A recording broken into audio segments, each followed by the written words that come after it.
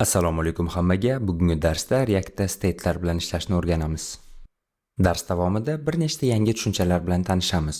Bularning eng asosiylari bu render, state va hook. React biror hodisa sababli sodir bo'lgan o'zgarishni ekranga chiqarishi 3 ta bosqichdan tashkil topgan bo'ladi. Birinchisi trigger. UI'da o'zgarish bo'lish uchun sababchi bo'ladigan jarayon.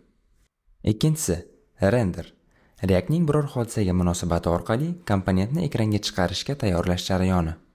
Va oxirgisi commit, o'zgarishlarni ekranga chiqarish. Demak, render bo'lish uchun bizga trigger kerak ekan. Masalan, komponentning birinchi marta UI'ga chiqishi ham trigger hisoblanadi. Bu jarayon initial render deb ataladi.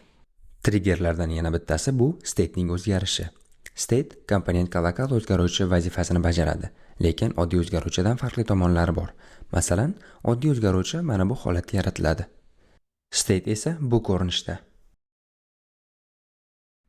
Avval count nomli yangi o'zgaruvchi yaratib, uning qiymatini button ichida chiqaramiz. Handle click funksiyaga esa countning qiymatini 1 ga oshirib, konsolga chiqaradigan kod yozamiz. Buttonni bosib tekshirib ko'ramiz. Klikning yonidagi 0 qiymati o'zgarmadi, lekin konsolda countning o'zgargan qiymati chiqyapti.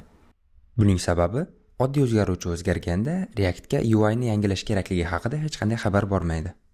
O'zgaruvchi o'zgarganda UI yangilanishi uchun state dan foydalanishimiz kerak. State yaratish uchun konstanta, destrukturizatsiya qilish uchun massiv, tenglik belgisi, useState hooki va uni ichida boshlang'ich qiymatni beramiz. useState ikkita elementli massiv qaytaradi.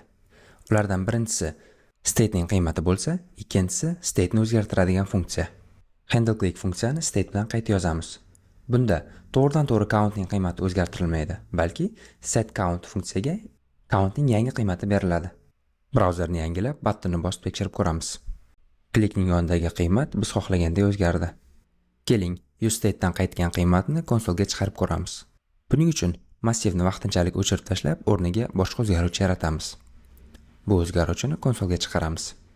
Bu holatda count va set countni topolmaganligi uchun countga yangi qiymat berib, set count qismini kommentga olib turamiz. Konsolni tozalab, brauzerni yangilaymiz. Bunda konsolga ikkita elementdan iborat massiv chiqadi. Oldin aytganimdek, bulardan birinchisi state ning qiymati, ikkinchisi state ni o'zgartiradigan funksiya. Aynan mana shu funksiya chaqirilganda React'ga komponentni qayta render qilish haqida xabar boradi va renderdan so'ng ekrandagi natija o'zgaradi. Bu yerdagi useState funksiyaning nomi hook.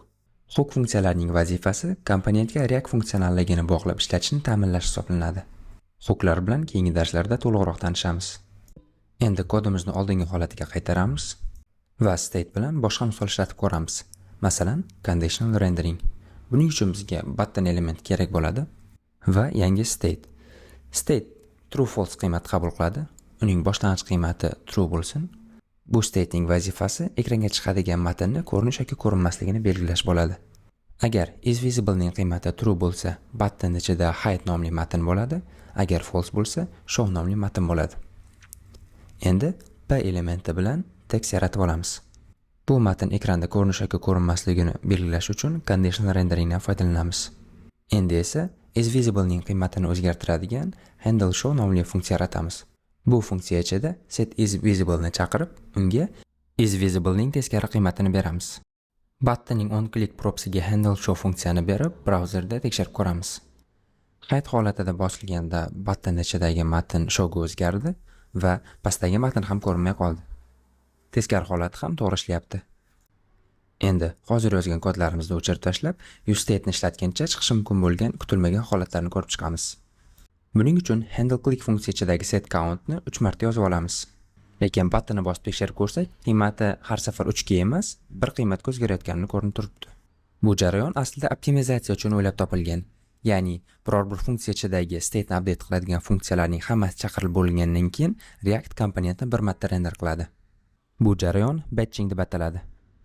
Agar set countdan keyin state ning yangilangan qiymatini olmoqchi bo'lsak, set countga callback funksiya beramiz.